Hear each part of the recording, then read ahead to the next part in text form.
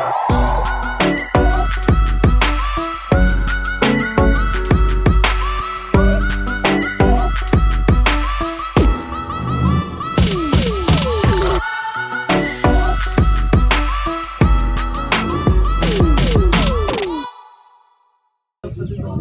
जानते हैं कि नियमों के मुताबिक सभी पेंशनर्स को साल में एक बार लाइफ सर्टिफिकेट जमा कराना होता है।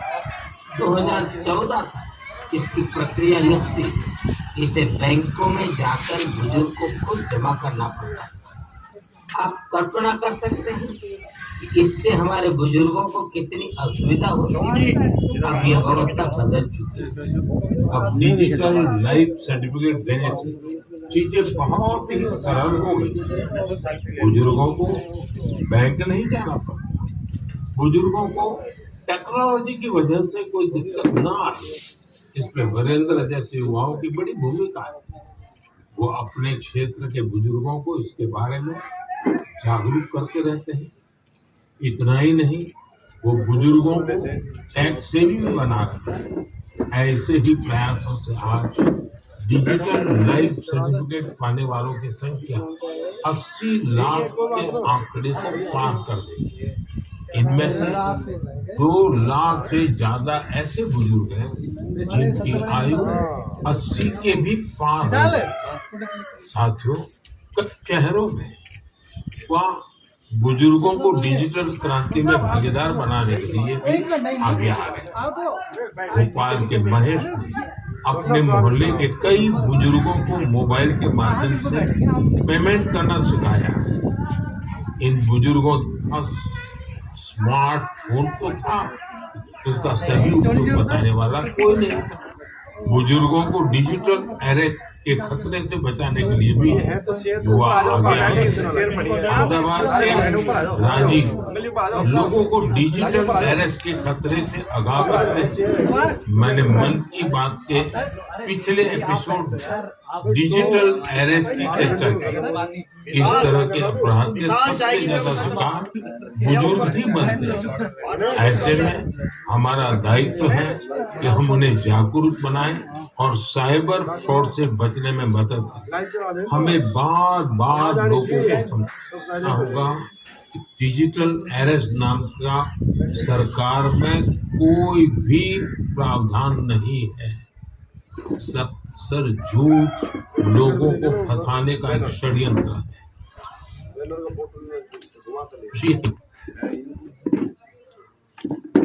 संवेदनशीलता से हिस्सा ले रहे हैं और दूसरों को भी प्रेरित कर रहे हैं। मेरे प्यारे देशवासियों, आजकल बच्चों की पढ़ाई को लेकर कई तरह के प्रयोग हो रहे हैं। कोशिश यही है कि हमारे बच्चों में क्रिएटिविटी और बढ़े, किताबों के लिए उनमें प्रेम और बढ़े। कहते भी हैं, किताबें इंसान की सबसे अच्छी दोस्त होती है। और अब इस दोस्ती को मजबूत करने के लिए लाइब्रेरी से ज्यादा अच्छी जगह और क्या होगी। मैं चेन्नई का एक उदाहरण आपसे शेयर करना चाहता हूँ। यहाँ बच्चों के लिए एक ऐसी लाइब्रेरी तैयार की गई है जो क्रिएटिविटी और लर्निंग का हब बन चुकी है। इसे प्रकृत अरिवगम के नाम से जाना जाता है। इस लाइब्रेरी का आइडिया टेक्नोलॉजी की दुनिया से जुड़े श्रीराम गोपालन जी की देन है। विदेश में अपने काम के दौरान वे लेटेस्ट टेक्नोलॉजी की दुनिया से जुड़े रहे, लेकिन वो बच्चों में पढ़ने और सीखने की आदत विकसित करने के बारे में भी सोचते। भारत लौटकर उन्होंने प्रकृत अरिवगम को तैयार किया। इसमें 3000 से अधिक किताबें हैं जिन्हें पढ़ने के लिए बच्चों में होड़ लगी रहती है। किताबों के अलावा इस लाइब्रेरी में होने वाली कई तरह की एक्टिविटी भी बच्चों को लुभाती है। स्टोरी टेलिंग सेशन हो, आर्ट वर्कशॉप्स हो, memory training classes, robotic lesson या फिर पब्लिक स्पीकिंग, यहाँ हर किसी के लिए कुछ न कुछ जरूर है जो उन्हें पसंद आता है। साथियों, हैदराबाद में फूड फॉर थॉट फाउंडेशन ने भी कई शानदार लाइब्रेरी बनाई।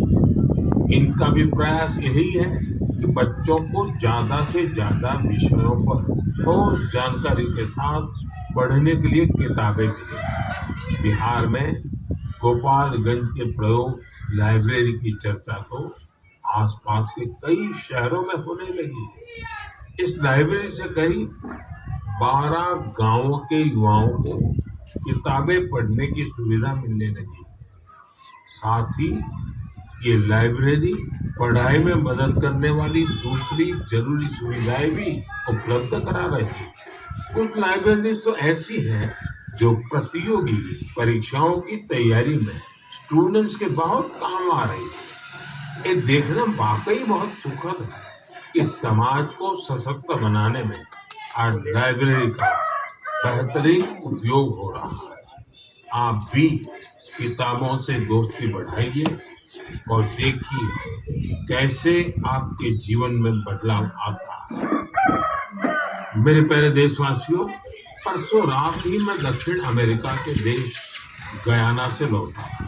भारत से हजारों किलोमीटर दूर गयाना में भी एक मिनी भारत बसता है।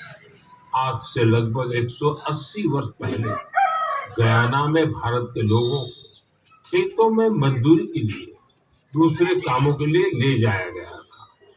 आज गयाना में भारतीय मूल के लोग राजनीति, व्यापार, शिक्षा और संस्कृति के हर क्षेत्र में गयाना का नेतृत्व कर रहे हैं।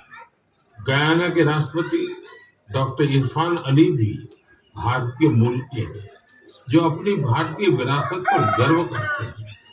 जब मैं गयाना में था तभी मेरे मन में एक विचार आया था जो मैं मन की बात में आपसे शेयर कर रहा हूँ। गयाना की तरह ही दुनिया के दर्जनों देशों में लाखों की संख्या में भारतीय हैं। दशकों पहले की, 200-300 साल पहले की उनके पूर्वजों की अपनी कहानियां हैं। क्या आप ऐसी कहानियों को खोज सकते हैं कि किस तरह भारतीय प्रवासियों ने अलग अलग देशों में अपनी पहचान बनाई, कैसे उन्होंने वहां की आजादी की लड़ाई के अंदर हिस्सा लिया, कैसे उन्होंने अपनी भारतीय विरासत को जीवित रखा। मैं चाहता हूं कि आप ऐसी सच्ची कहानियों को खोजें और मेरे साथ शेयर करें। आप इन कहानियों को नमो ऐप पर या माई गॉव पर #इंडियन डायस्पोरा स्टोरीज के साथ भी शेयर कर सकते हैं। साथियों, आपको ओमान में चल रहा एक एक्स्ट्रा ऑर्डिनरी प्रोजेक्ट भी बहुत दिलचस्प लगेगा। अनेकों भारतीय परिवार कई शताब्दियों से ओमान में रह रहे हैं। इनमें से ज्यादातर गुजरात के कच्छ से जाकर बसे हैं। इन लोगों ने व्यापार के महत्वपूर्ण लिंक तैयार किए थे।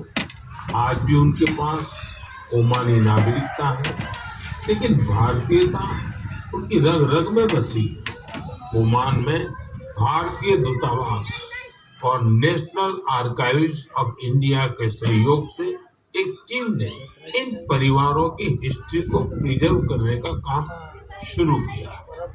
इस अभियान के तहत अब तक हजारों डॉक्यूमेंट जुटाए जा चुके हैं। इनमें diary, account book, ledgers, letters और टेलीग्राम शामिल हैं। इनमें से कुछ दस्तावेज तो सन 1838 के भी हैं। ये दस्तावेज भावनाओं से भरे हुए हैं। बरसों पहले जब वो ओमान पहुंचे तो उन्होंने किस प्रकार का जीवन जिया, किस तरह के सुख दुख का सामना किया और ओमान के लोगों के साथ उनके संबंध कैसे आगे बढ़े, ये सब कुछ इन दस्तावेजों का हिस्सा है। ओरल हिस्ट्री प्रोजेक्ट ये भी इस मिशन का एक महत्वपूर्ण आधार है। इस मिशन में वहाँ के वरिष्ठ लोगों ने अपने अनुभव साझा किए। लोगों ने वहाँ अपने रहन सहन से जुड़ी बातों को विस्तार से बताया। ऐसा ही एक ओरल हिस्ट्री प्रोजेक्ट भारत में भी हो रहा है। इस प्रोजेक्ट के तहत इतिहास प्रेमी देश के विभाजन के कालखंड में पीड़ितों के अनुभवों का संग्रह कर रहे हैं। अब देश में ऐसे लोगों की संख्या कम ही बची है जिन्होंने विभाजन की विभीषिका को देख। ऐसे में यह प्रयास और ज्यादा महत्वपूर्ण है। साथियों, जो देश, जो स्थान अपने इतिहास को संजो कर रखता है, उसका भविष्य भी सुरक्षित रहता है। इसी सोच के साथ एक प्रयास हुआ है जिसमें गांवों के इतिहास को संजो पर एक डायरेक्टरी बनी है। समुद्री यात्रा के भारत के पुरातन सामर्थ्य से जुड़े साक्ष्यों को सहेजने का भी अभियान देश में चल रहा है। इस कड़ी में लोथल में एक बहुत बड़ा म्यूजियम भी बनाया जा रहा है। इसके अलावा आपके संज्ञान में कोई मैन्युस्क्रिप्ट हो, कोई ऐतिहासिक दस्तावेज हो, कोई हस्तलिखित प्रत हो, तो उसे भी आप नेशनल आर्काइव्स ऑफ इंडिया की मदद से सहेज सकते हैं। साथियों, मुझे मन की बात यानी इसकी सब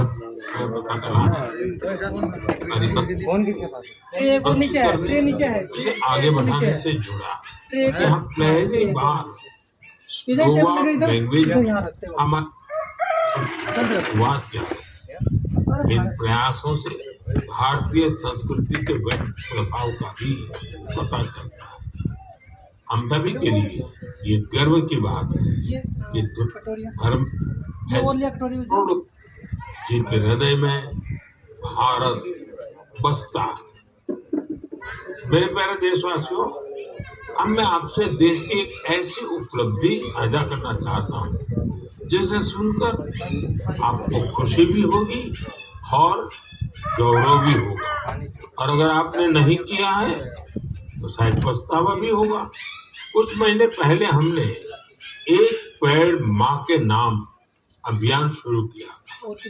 इस अभियान में देश भर के लोगों ने बहुत उत्साह से हिस्सा लिया।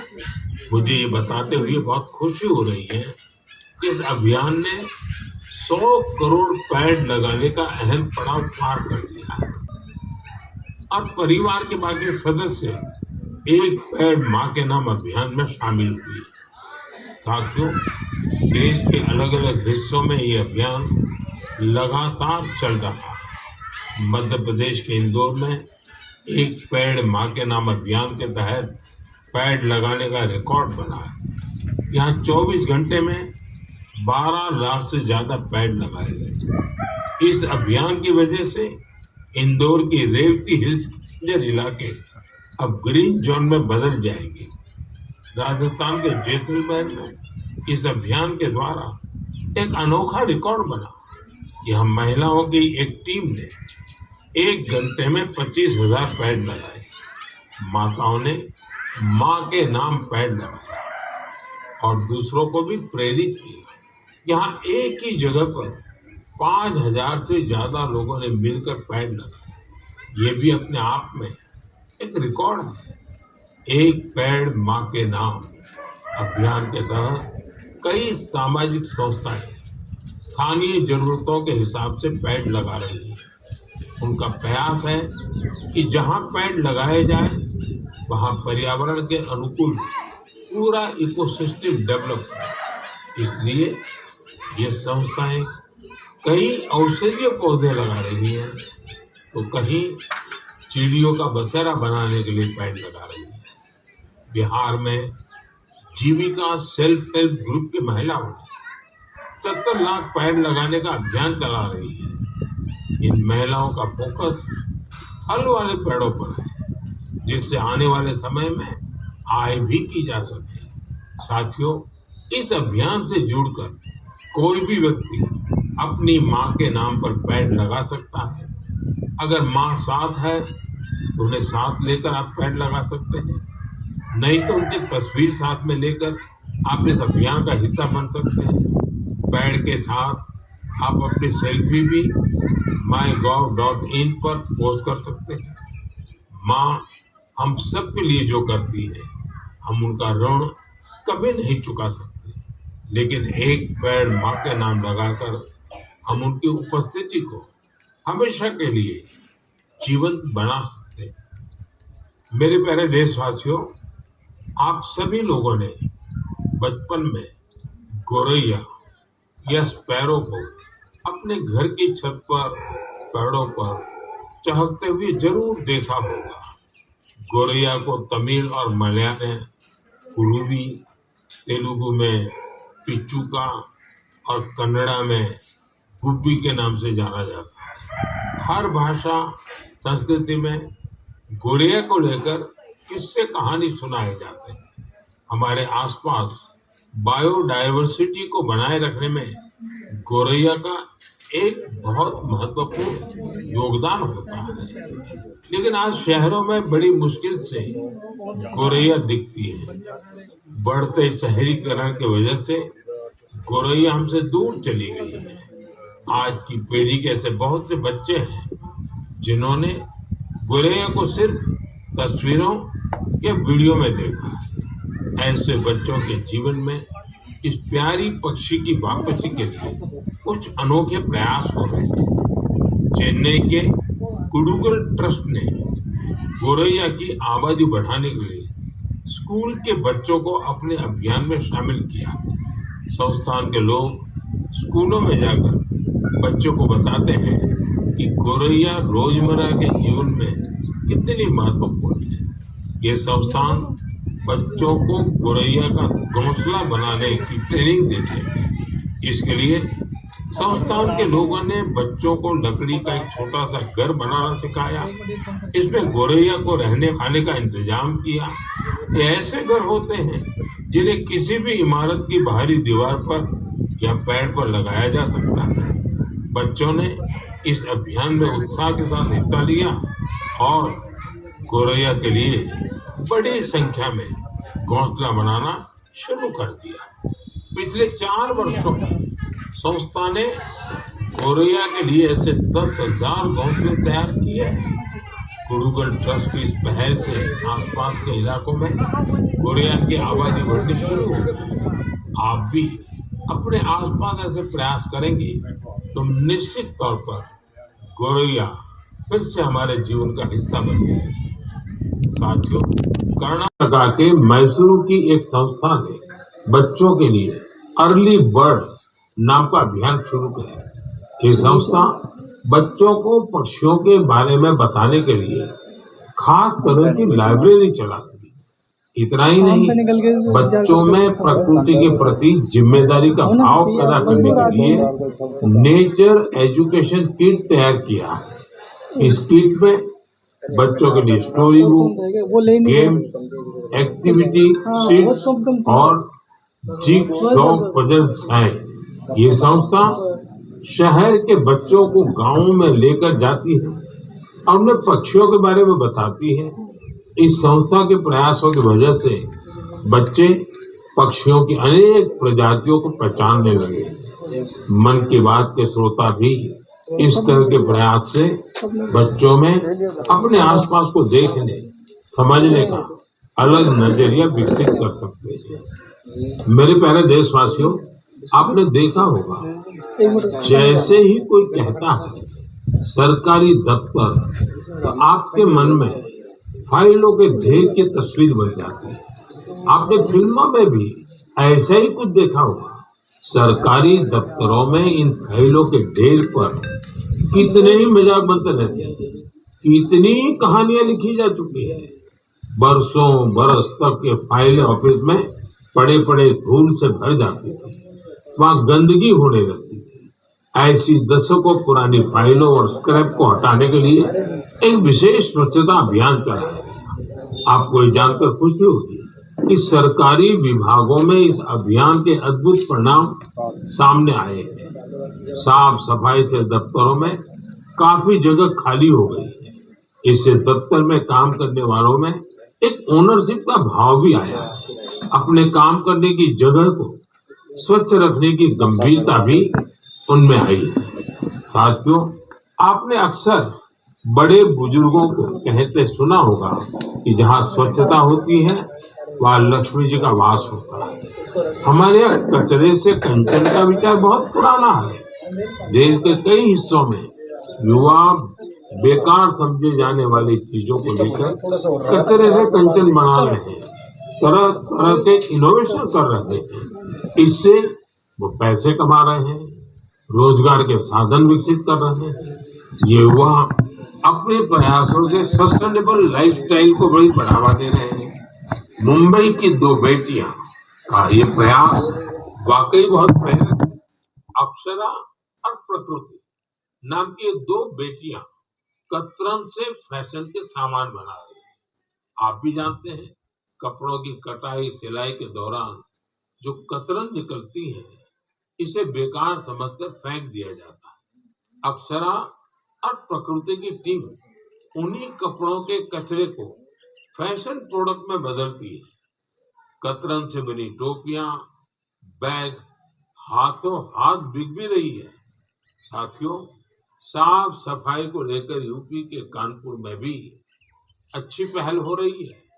यहाँ कुछ लोग रोज सुबह मॉर्निंग वॉक पर करते हैं और गंगा के घाटों पर फैले प्लास्टिक और अन्य कचरे को उठा लेते हैं। इस समूह को कानपुर प्लॉगर्स ग्रुप नाम दिया गया है। इस मुहिम की शुरुआत कुछ दोस्तों ने मिलकर की थी। धीरे धीरे ये जन भागीदारी का बड़ा अभियान बन गया। शहर के कई लोग इसके साथ जुड़ गए हैं। इसके सदस्य अब दुकानों और घरों से भी कचरा उठाने लगे। इस कचरे से रिसाइकल प्लांट में ट्री गार्ड तैयार किए जाते हैं।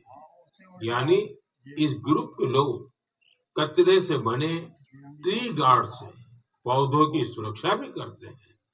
साथियों, छोटे छोटे प्रयासों से कैसी बड़ी सफलता मिलती है, इसका एक उदाहरण असम की इतिशा भी है। इतिशा की पढ़ाई लिखाई दिल्ली और पुणे में हुई है। इतिशा कॉर्पोरेट दुनिया की चमक दमक छोड़कर अरुणाचल की शांति घाटी को साफ बनाने में जुटी है। पर्यटकों की वजह से उसके ऊपर प्लास्टिक वेस्ट जमा होने लगा। वहाँ की नदी जो कभी साफ थी, वो प्लास्टिक वेस्ट की वजह से प्रदूषित हो गई थी। इसे साफ करने के लिए इतिशा स्थानीय लोग साथ मिलकर काम करती है। उनके ग्रुप के लोग वहां आने वाले टूरिस्ट को जागरूक करते हैं और प्लास्टिक वेस्ट को कलेक्ट करने के लिए पूरी घाटी में बांस से बने कूड़ेदान लगाते हैं। साथियों, ऐसे प्रयासों से भारत के स्वच्छता अभियान को गति मिलती है। ये निरंतर चलते रहने वाला अभियान है। आपके आसपास भी ऐसा जरूर होता ही होगा। आप मुझे ऐसे प्रयासों के बारे में जरूर लिखते रहिए। साथियों, मन की बात के इस एपिसोड में फिलहाल इतना ही। मुझे तो पूरे महीने आपकी प्रतिक्रियाओं, पत्रों और सुझावों का खूब इंतजार रहता है। हर महीने आने वाली आपके संदेश मुझे और बेहतर करने की प्रेरणा देते हैं। अगले महीने हम फिर मिलेंगे मन की बात के एक और अंक में, देश और देशवासियों की नई उपलब्धियों के साथ। तब तक के लिए आप सभी देशवासियों को मेरी ढेर सारी शुभकामनाएं। बहुत बहुत धन्यवाद।